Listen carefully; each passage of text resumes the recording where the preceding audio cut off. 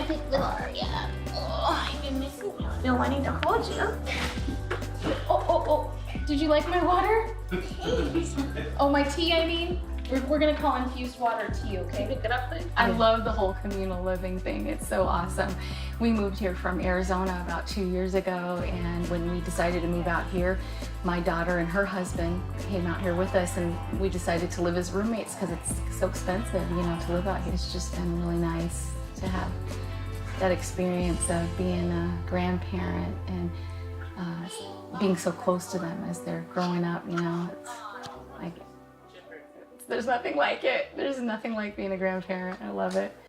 So in order to make significant progress in lifting children out of poverty, Right now I'm just teaching online, and I'm not doing anything outside of that. I did start my own business, and I haven't really moved forward with that very much because of all the medical stuff and stuff that was going on with the lipedema.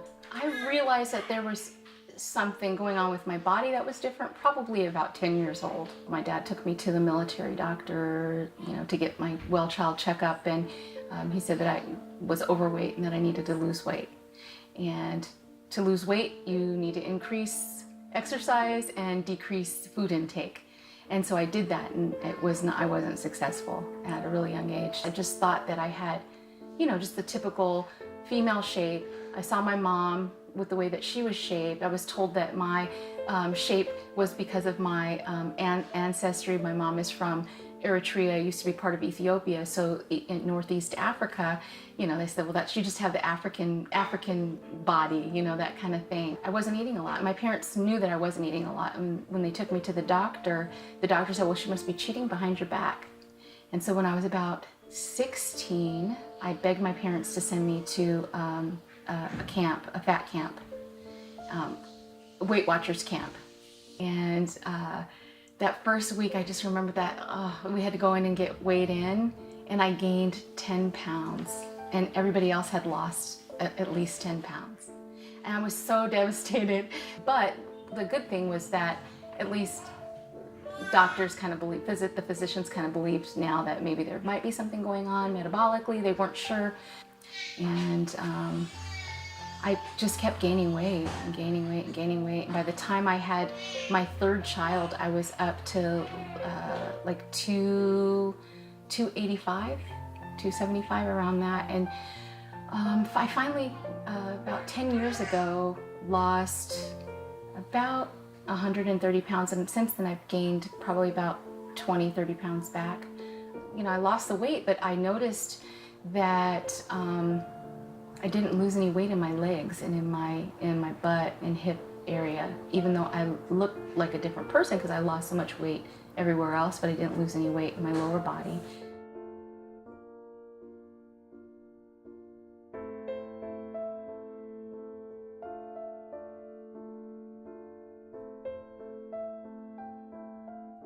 Finally, I started gaining weight again. A couple years back when I was about 36. I'm 41 now, and I started gaining weight, and I hadn't changed anything. It just didn't make any sense to me that I had lost so much weight, and I was even eating better and exercising better than I had done when I lost the weight. And I got concerned about mobility, and I got concerned about the pain, and even, you know, getting a blood pressure taken and things like that started to be very painful for me. And my husband, you know, I mean, even just touching my legs, like not knowing how much pressure or when it's going to hurt, because it was, you know, off and on, the pain that I was experiencing. And then I started having the restless leg syndrome and shooting nerve pain and things like that, and just didn't know what was causing it or what to do about it. I had seen a couple of specialists. I went to go see an endocrinologist and found out that I did have low T3 levels, and that it was affecting metabolism a little bit. And the endocrinologist, I expressed my concern about, you know, I've been taking the thyroid medication for some time now. I haven't lost any weight. And he told me that I was very healthy and that I didn't have any of the typical comorbidities that are associated with being overweight, and that I should be happy that I don't have those health issues, and that he thought that I was just being vain. Yeah.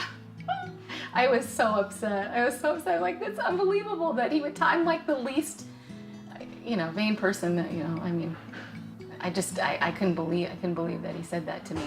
There is a bias that people have, that physicians have, no matter how much they say, I'm just going down a checklist of symptoms. It's not true. And so they're gonna look at you and they're gonna say, oh, you're just overweight and you just need to lose weight. You need to stop eating and you need to exercise. And my biggest problem was that I listened to that advice and I stopped eating, and I had so many issues with my metabolism, and I was malnourished. I was a fat person that was malnourished, And I went and saw my primary care physician, and he looked at me and he said, oh, you have lipedema.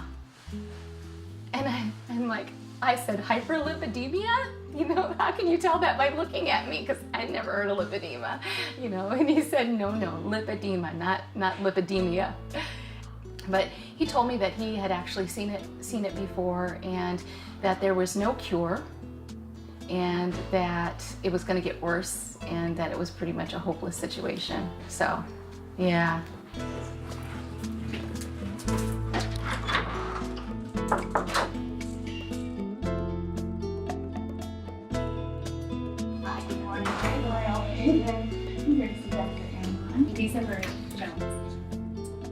Hi, Miss Ray. How are you? Good to see you. Good. Come on back. Okay. Let's go. I ended up about maybe 6 months ago or so doing another search on lipedema, and Dr. Amron's name came up because of prior patients that he had helped with lipedema. So I sent an email and they got in contact with me. He looked at me and said, I think that we can improve your mobility, improve your appearance, and I think you're going to be happy with the results. Okay, so it's been a couple months, and since the surgeries, how are you feeling? I feel fine. I feel good. Yeah. Good. Are you starting to see those areas start to come down? I mean, your final results really will be a full year, and I do think you're going to have a little bit more swelling. But are you seeing improvements already in terms of? Yes, I definitely am seeing improvements, and I am still swollen, but I'm seeing improvements. Good. I'm going to follow up with a lymphatic physical therapist, Right, and they're going to do the complete decongestive therapy just to get some of the extra fluid out. But, Right. And how is the heaviness feeling? Better. It Good. feels a lot better. Good. A little bit lighter. Good. Pain, discomfort? Not. It's less than it was before the procedure. Good. Yeah. Good. So I already started seeing improvements with Yes, that. definitely. Fantastic. Definitely. Great. Okay, so let's take a look, okay? I'll take it off. So I still have the post-op compressions on. And another thing that's important to you to do, and this is really even in non-lipedema patients, but even more so lipedema patients, the activity. I've always believed that as much activity as possible, in a way, kind of the better. Even in patients that don't have lipedema, many surgeons will say, I want you lying down for a couple weeks, not exercising. I've never believed that. The more you exercise, then what happens is that the muscles, right, will then squeeze, and that lymphatic tissue will then get moved up. He did my anterior and inner thigh and a little bit of the posterior, a little bit in the hip area. My upper arms are affected, so he did go in and do that at a second procedure. Yeah, it is important. It is important, and just like I said, the fear of not being able to walk. Like so many women get to the point where they are not mobile, and I just felt like that was going to be my journey, and I just wanted to try to do whatever I could do to either stop it or at least slow down the progression.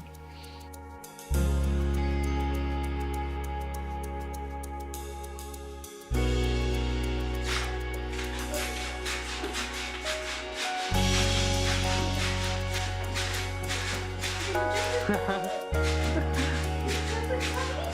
gonna jump with Nutty, okay?